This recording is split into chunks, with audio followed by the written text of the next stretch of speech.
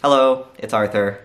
I'm back home for Christmas, so I'm in the family bonus room. So all this junk behind me, this is my dad's, not mine, so you should judge him, not me. But anyways, what I wanted to talk about is that a lot has changed since I filmed my last video. Way back in April or May, I filmed a video about the concept of detransition. It was a video that I thought was very well thought out, drawing on an unfortunately compulsive amount of research I did when I was in my questioning phase. And yeah, so I posted that video, got some views, a reasonable amount for my channel at the time, but maybe 1,000.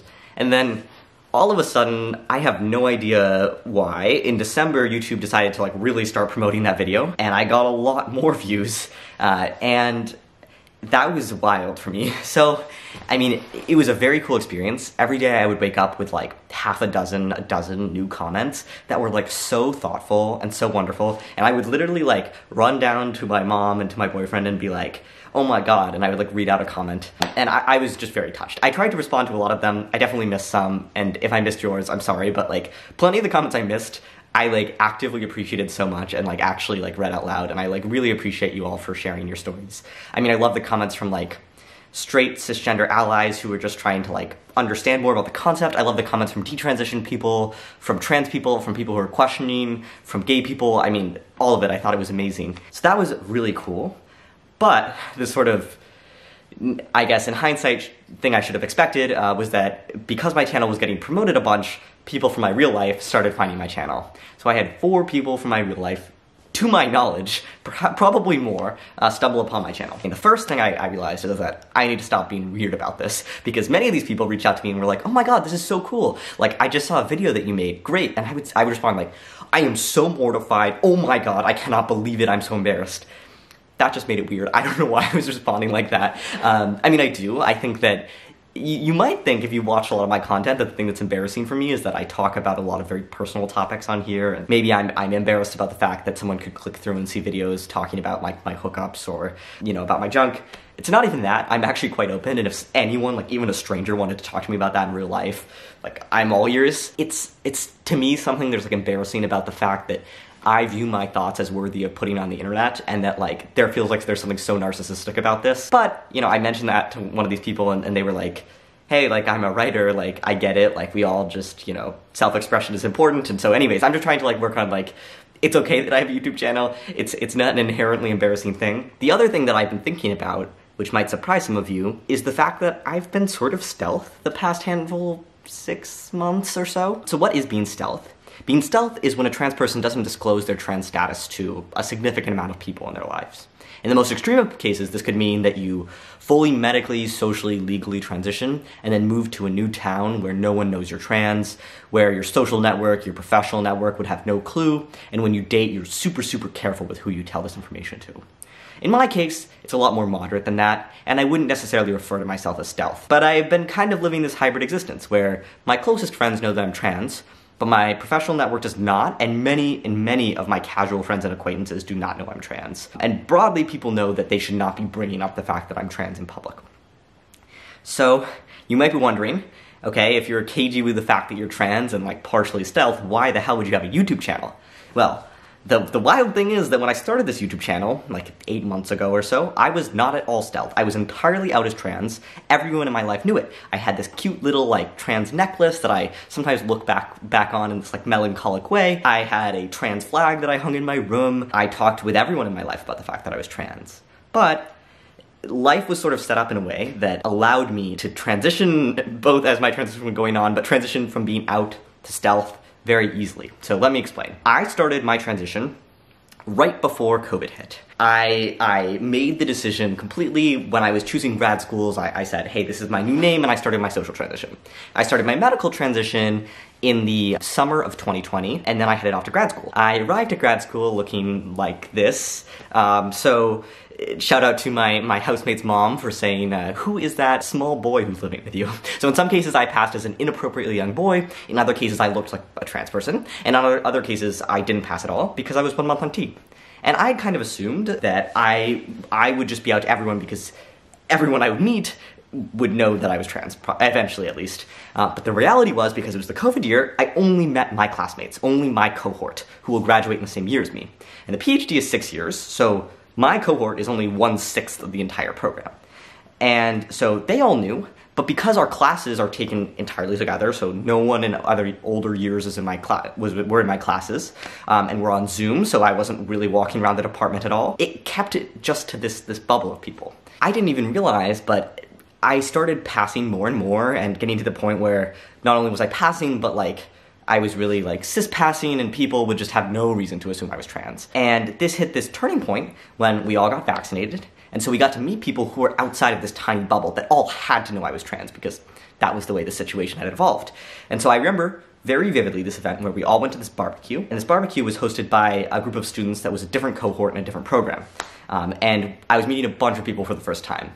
And it became obvious that the people I was meeting thought that I was cisgender, reasonably, and it became obvious to me that I was actively not referencing the fact I was transgender. Because normally, it just comes up. I mean, it's kind of a wild thing to have lived the first couple decades of your life as a different gender than what you're currently living it as.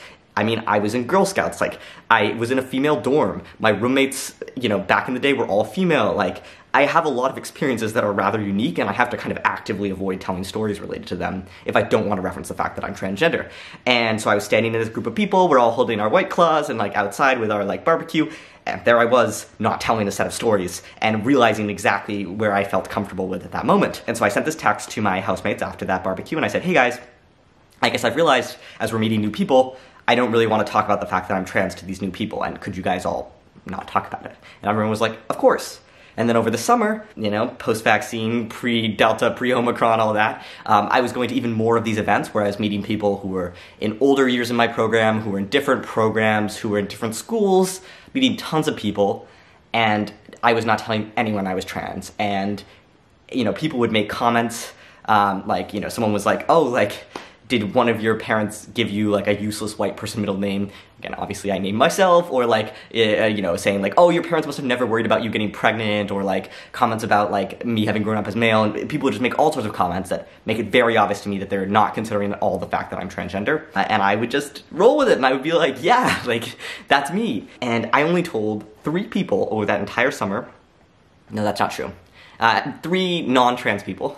Over the entire summer that I was transgender. And I met a lot more than 3 people. I met like hundreds of people. I told my boyfriend, because you have to tell your partners. I told someone who was also queer, because I was drunk and in the mood to tell someone. And I told someone who I was getting close with who's in an upper year in my program. And she was like, thank you for telling me this, I had no idea. And then she never referenced it once again, and we went back to talking only economics. So I told those 3 people, no one else. And I don't know, it's just felt very good. I've always been someone who, you know, when people talk about physical versus social dysphoria, I've always been more of a social dysphoria person. I certainly, you know, I've been pursuing medical transition, but the ways in which I conceive of myself as modifying my body, I conceive of it in like a sense that like, yeah, like I have moobs, and any guy wouldn't want to have moobs. I don't think of it as like a, quote, really dysphoric thing so much as like a, yeah, it's normal to not want to have moobs if you're a guy. Or like, you know, the fact I don't have a dick. I really wish I had a dick. Think about it all the time. But I think that any guy who didn't have a dick would think about it all the time. And so I really think of myself and my body as male and as a man's body, but I just think of it as like sort of, you know, in some ways lacking in a way that many people would want to have, you know, the changes that I'm pursuing. But socially, I always felt like I really wanted to be treated as male, and that was the thing that I really felt was missing. And it's been as good as I thought it was. It's been better than I thought it would be. And being stealth, I think, has sort of emphasized that, or really allowed me to be that. Like, I know that everyone is treating me as male, and I know that no one is sort of thinking about my past or is questioning my gender in any way. And that security has been really nice, and it just feels so correct.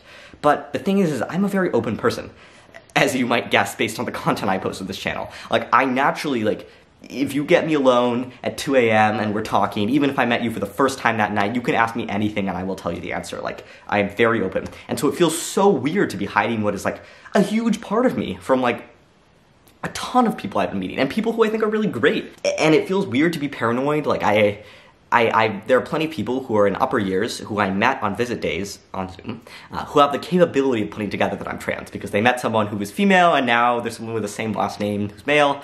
And so I find myself in the state where I'm like, who knows what, and have they told, and do they know not to tell, and like, and I just don't like that. I don't like being paranoid. I don't like being closed off. I want to talk about everything to everyone. I don't want to have secrets. And so it's this weird zone where I'm like, I love the new social role I've been living in as just a man and a guy, and people don't question that. But I also don't like being stealth. I don't like it at all. I've been thinking about coming out for a second time. It's interesting because when I came out for the first time, it felt like this great leap of faith, where I didn't know what would happen to my career, and I didn't know what would happen to my friends, and I didn't know what would happen to my romantic life. But I felt like this was the right choice for me, and I just had hope, and I was excited, and I said, let's go for it. It's scary, but let's go for it. And what's wild is that it feels kind of exactly like that again. I don't know, I thought that the idea, thinking about coming out again would feel so different now that I've done it, I've transitioned. But I still feel that feeling of hope and of trust, and what would it feel like to just trust that these people I've met will treat me the same. I think about, even professionally, so I was applying for a fellowship and I had to get some recommendation letters. And so my recommendation letter writer asked me to send over my sort of personal statement I'd written for this application. And in my personal statement, they, required a sort of spot where you talk about your history and diversity stuff. And so, of course, I talked about the fact I was transgender. I talked about how scary it was not talking to any grad student in economics who was transgender, and how scary it was feeling like alone as an LGBT person and not having role models, and how I hope to one day serve as that kind of role model to young aspiring economists. I mean, this is part of why I like having this channel, is I get to talk to young people and, even people my age. I've wanted to serve as that role model. And I talked about the importance of being out and the importance of community. So I had that paragraph, and then I deleted it all to send to my recommendation letter writer. And I wrote this little note, which is, I wrote about some personal stuff that I've omitted. And that was a weird feeling, right? Talking about the importance of being out and then cutting it to send over to a professor. I mean, yeah, I don't think I'm obligated to be out to a professor. It's a really personal part of my life, of course. But I think about how one day, a young student, an undergrad, might come to him and say, hey, I am LGBT and I want to go to grad school and be an economist, but I'm worried, can you point me to anyone I can talk to about what it's like to be LGBT in grad school? And that he won't know that he could point them to me. And that many of the professors I know these days won't know that I would love to mentor young trans people. And they would have no idea, and they would tell that person, I'm sorry, I don't know any transgender PhD students. And that was what I got. That was what I heard. And how many stealth transgender econ PhD students are out there? We have no idea, and I'm quickly becoming one of them. And that's just a weird feeling. I don't want to be that. And so I think about what would it be like to trust that this professor will treat me the same if I were to reveal to him that I'm transgender. That he will keep on calling me he, and that he will treat me like any other guy, and that gender really shouldn't be a huge part of how he interacts with me as it is. And it's, it's a leap of faith. I think about, there is a transgender sociologist, which is somewhat close to economics, who talks about being trans on Twitter, and he was a great sort of inspiration for me, and he talks about how he has to repeatedly come out because he passes so well, and he says he makes an effort to repeatedly come out. And I think of that as so cool. I came out once, and I've just let it fall into the background, but what would it be like to come out again, and what would it be like to keep on coming out? And he says that when he comes out as trans, because he now has a beard and everything, people assume he's a trans woman, and can't even conceive of him as a trans man. And that is the kind of place that I feel would feel so comfortable to me. I would love to be able to be out as trans and people just not even understand it and just forget it immediately. And the people who do get it, we can have that bond, we can have that connection. And I'm not there yet. I mean, physically. I pass very well. I can't even remember the last time I was misgendered. But if you know trans guys, or know of the concept of trans guys, I look like one, and that's cool, that's fine. I have a young face, I'm a little bit effeminate, I can't grow a beard. That's all, that's fine, that's cool. But I don't like the fact that I could tell someone I'm trans and they would say, makes sense. But I think that that's a place where I want to feel comfortable with that. And I think about how cool would it feel to post on this channel and not worry about people seeing it and knowing that I'm trans. Yeah, how cool would that feel? I wouldn't have that hanging over me. How cool would it feel to talk about with my boss the reason why I'm taking time off is because I have top surgery and not have to hide that? How cool would it be to be able to openly be excited about the fact I'm going to be able to go shirtless this summer? How cool would it be to talk with female econ grad students about the fact that I have had some experiences that they've had, to talk with other queer people and just be totally open and out about my past? I feel like it would feel so freeing, it would feel so awesome, and I can't wait until I'm there. And this moment of my channel doing really well has certainly pushed me to think about these things and think about, when will I get there? Yeah, and I don't know what this will look like for me. It's strange to think about because it's so, you can't unwind it. Once someone knows, they know. And so I think about kind of casually mentioning it to people. I think about making another Facebook post. I think about just not omitting those paragraphs when I send it to professors again. And I don't know what will feel right, and I don't know when it will feel right, but it's something that I'm thinking about now, because I've loved having this channel, and I've loved, these days I've felt so comfortable in my identity as a trans man, and it's such a weird thing to feel so comfortable in something, but also feel inclined that it should be private. And then also feel like wanting to just be out and proud, and I feel so conflicted about all these things.